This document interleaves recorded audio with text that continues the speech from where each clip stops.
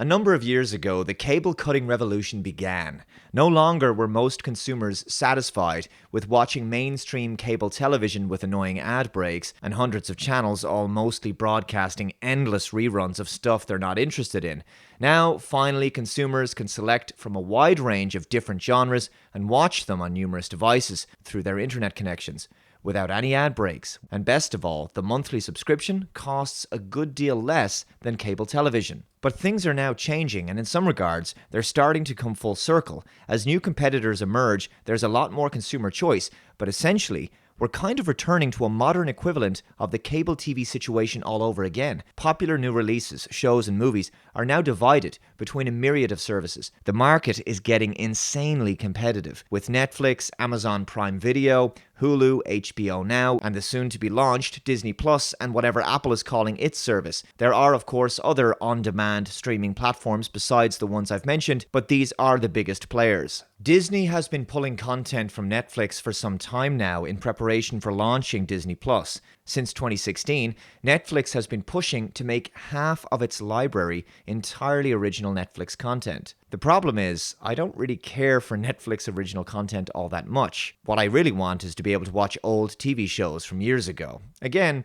I'm not quite getting the kind of service I want here. Disney Plus will include all of the MCU films. Netflix now only has a handful of them. In addition, Disney CEO Bob Iger said that Disney Plus will offer all Disney films from their motion picture library. New content will include Pixar, MCU, and Star Wars related series, and much more besides. For more information on Disney Plus, check out a link to a CNET.com article in the description box below. Apple's on-demand streaming service, which will be announced next week, has been a $1 billion investment for the Cupertino tech giant. They're also going to have their own original content, with many big-name actors and filmmakers on board. They may also license shows and films from other networks to help bolster their own library. So, with all of this competition for eyeballs from all of these different streaming services, one has to wonder if the modern television market is starting to resemble the old cable television market to a certain extent. The sheer number of TV series, divided among an ever-increasing amount of streaming services,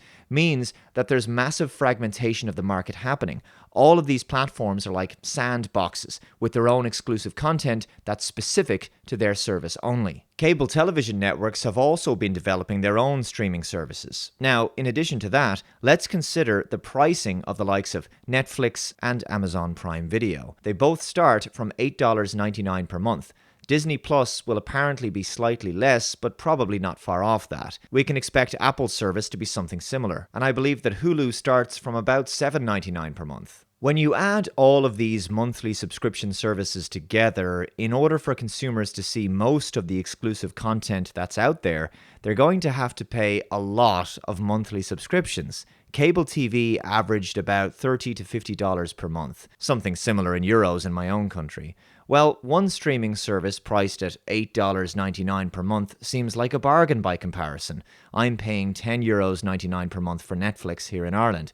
But add 3 or 4 more streaming services on top of that per month, and suddenly you're paying about the same as cable television prices all over again. And the reason for this is because of the massive fragmentation that's happening in the market, where these companies are building their own on-demand sandboxes that are starting to resemble the model of television channels on cable. And if you needed any more proof that streaming services are beginning to resemble cable television more and more, just take a look at what the future may have in store for them.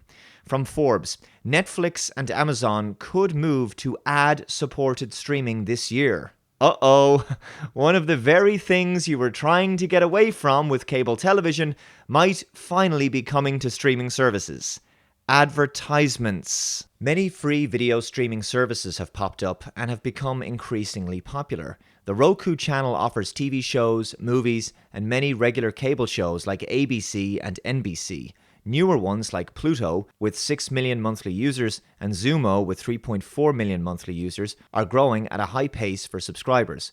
Hulu offers a cheaper version of its service that runs ads, which has 25 million subscribers, which means that maybe people are reconsidering paying to not have ads and opting for the cheaper versions of streaming networks. Amazon recently released a plan to launch a free ad-supported video service for their Fire TV streaming devices. Netflix hasn't yet given any indication that they plan to consider ad-supported services. However, many industry experts have noted that if Netflix wasn't to expand to international viewing, it could do this quickly by offering a free ad-supported version. These on-demand streaming services need subscribers, plain and simple, and given the massive amount of competition in the market, many consumers might very well be willing to endure an ad-supported service if it meant they got to pay little or nothing per month for it.